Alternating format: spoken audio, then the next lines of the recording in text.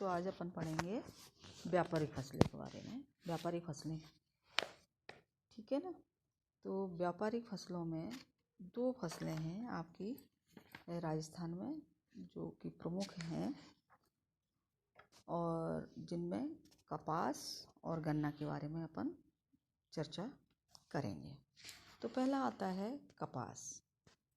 राजस्थान में कपास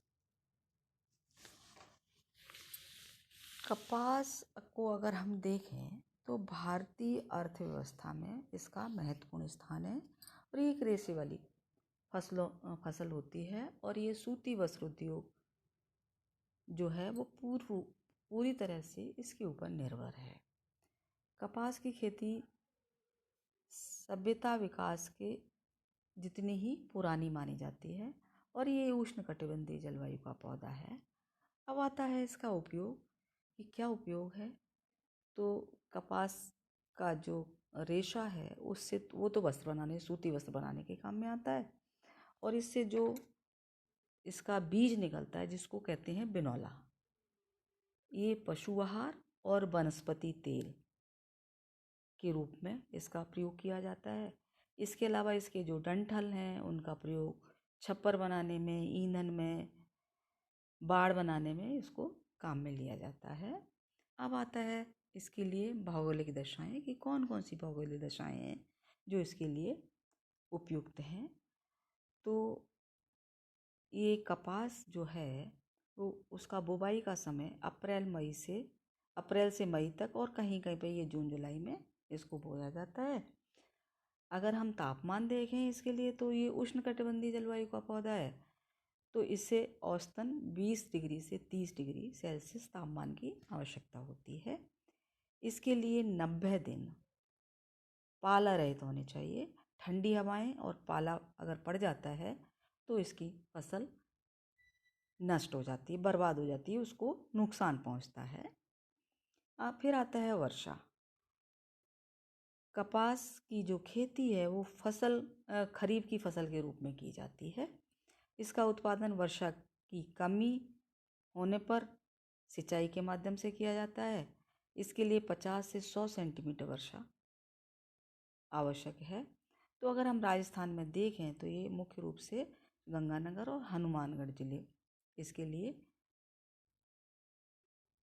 कपास के लिए उपयुक्त हैं क्योंकि वहाँ पर सिंचाई के साधन उपलब्ध हैं। फिर आता है मिट्टी। कपास के लिए नमी युक्त चिकनी मिट्टी या काली मिट्टी जिसमें पानी को धारण करने की क्षमता हो। तो ये दक्षिण एवं दक्षिणी पूर्वी राजस्थान में जहाँ काली मिट्टी मिलती है वहाँ पर इसका उत्पादन किया जाता है। अगर हम भारत में देखें तो हमारा जो दक्षिणी पठार का लावा निर्मित क्षेत्र है महाराष्ट्र, वहाँ पर काली मिट्टी के कारण कपास बहुत मात्रा में पैदा किया जाता है। अब हम देखते हैं इसका उत्पादन। तो इसका उत्पादन करीब अगर देखें तो 5.31 लाख टन है। फिर आता है इसका उत्पादन क्षेत्र। तो राजस्थान में उत्पादन क्षेत्र बूंदी, उदयपुर, चित्तौड़ और गंगानगर जिले इसके अंतर्गत।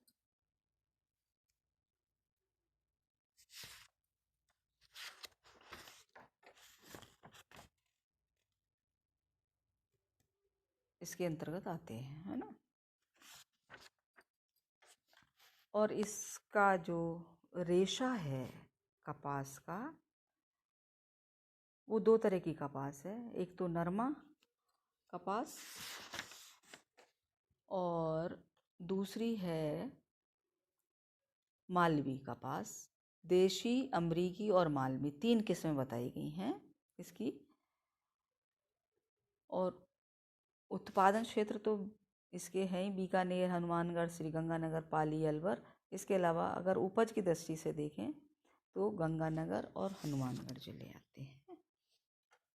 इसके अलावा इसमें जो कपास है इसमें कुछ कीड़े होते हैं, रोग लगते हैं जो कि इसके रस को चूस लेते हैं।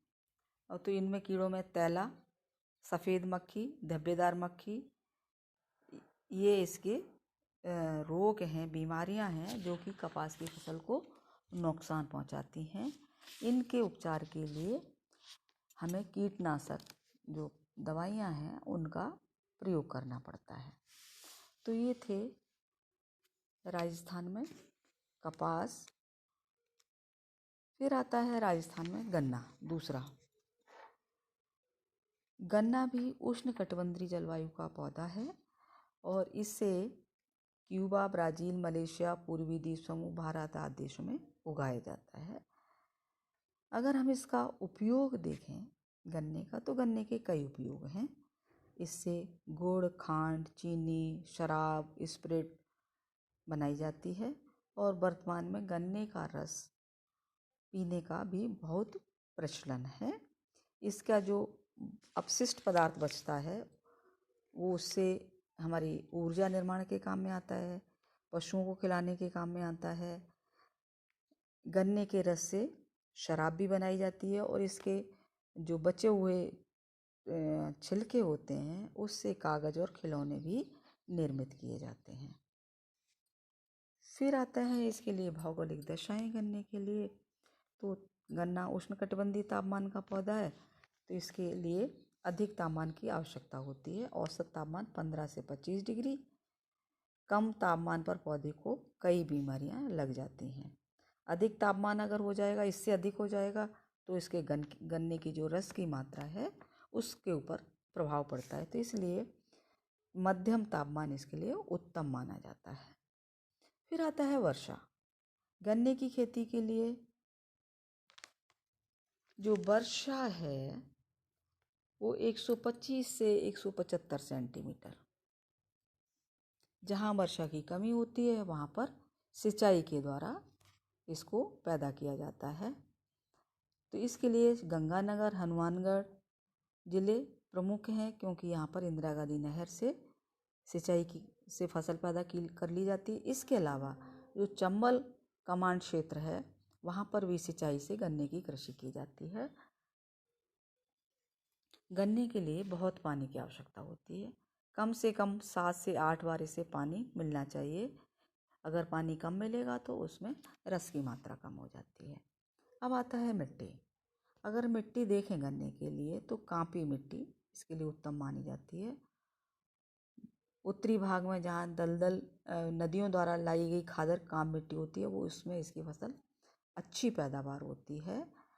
तो इसके लिए हमें चिकनी कांप मिट्टी या काली मिट्टी, दोमट मिट्टी, और दूसरा खेत समतल हो और उस क्षेत्र में सस्ते श्रम उपलब्ध हों, क्योंकि इसके लिए ज़्यादा श्रम की आवश्यकता पड़ती है। अब श्रम की क्यों आवश्यकता पड़ती है? क्योंकि इसको बोने में, खरपतवार, सिंचाई, कटाई, परिवहन सभी कार्यों में श्रमिक आवश्यक हैं, क्योंकि उन्हीं के माध्यम से सारे कार्य होते हैं। तो सस्ते और कुशल श्रमिकों की आवश्यकता होती है। अब आता है इसका, अगर हम उत्पादन देखें, प्रति हेक्टेयर उत्पादन, तो गन्ने की प्रति हेक्टेयर उपज हमारे राज्य में अन्य क्षेत्रों से अगर हम तुलना करें तो कम है। सबसे ज़्यादा कहाँ पैदा होता है गन्ना? क्यूबा में। एक बार में फसल बोने के से 7-8 बार फसल प्राप्त की जाती है, परंतु पहली बार जो फसल प्राप्त होती है उससे रस की मात्रा ज़्यादा होती है और जैसे जैसे फसल को हम अगले साल लेंगे तो उसमें रस की मात्रा धीरे धीरे कम होती जाती है। इसको काट के क्या करते हैं, फसल को काट लेते हैं और फिर खेत में आग लगा देते हैं और अपने आप ही वो उसमें नया पौधा उग जाता है। तो ये थे गन्ने में। अगर हम देखें तो रोग भी लगते हैं, जैसे दीमक है, तन छेदक है, शीर्ष छेदक है, लाल सड़न है जिसको रेड रोड कहते हैं, सफ़ेद मक्खी है, कड़वा रोग है। ये बहुत सारी बीमारियां भी लगती हैं। इससे बचने के लिए हमें क्या करना चाहिए? कीटनाशक जो दवाइयां हैं उनका, औषधियां हैं उनका प्रयोग करें पर कम मात्रा में करें। ध्यान रखें कि इसमें रोग ना लगने पाए। अगर हम उत्पादक क्षेत्र की दृष्टि से देखते हैं गन्ने का, तो गंगानगर, हनुमानगढ़, उदयपुर, चित्तौड़, भीलवाड़ा और बूंदी, इन जिलों में राज्य का करीब 75% गन्ना उत्पादन होता है। इसके अलावा बांसवाड़ा, डूंगरपुर, कोटा, झालावाड़, सवाई माधोपुर, करौली, टोंक, यहाँ भी छोटी मोटी मात्रा में गन्ने की पैदावार की जाती है। बूंदी गन्ना उत्पादन में महत्वपूर्ण स्थान रखता है। केशोराय पाटन की जो सहकारी शक्कर मिल है, चीनी मिल है, वो इसी के गन्ने के ऊपर निर्भर है। इसके अलावा गंगानगर दूसरा महत्वपूर्ण स्थान है, जहाँ पर गंगानगर शुगर मिल में इसके गन्ने का उपयोग किया जाता है। तो ये तो बच्चे थी 2 व्यापारिक फसलें, जो कि इसके अलावा फसलें तो बहुत सारी हैं, परंतु अपने जो कोर्स में है अपन को वही फसलें पढ़नी है। ठीक है ना बच्चों? ऐसे चना है, जौ है, सरसों है, राई है, ज्वार, मूंगफली, मसूर, मटर, उड़द, मूंग, इसबगोल भी राजस्थान में बहुत पैदा होती है। तो बहुत सारी फसलें हैं जो कि राजस्थान में पैदा की जाती हैं। तो ये था बच्चों राजस्थान की प्रमुख फसलें। अब हम थोड़ी सी जानकारी प्राप्त कर लेते हैं, वो अगले वीडियो में करेंगे कि राजस्थान में कृषि प्रतिरूप क्या है और जलवायु, जो राजस्थान के कृषि जलवायु प्रदेश हैं वो क्या हैं। इसके अलावा कृषि विकास की प्रमुख बाधाएं और उनके सुझाव क्या हैं, तो अपन अगले वीडियो में उसके ऊपर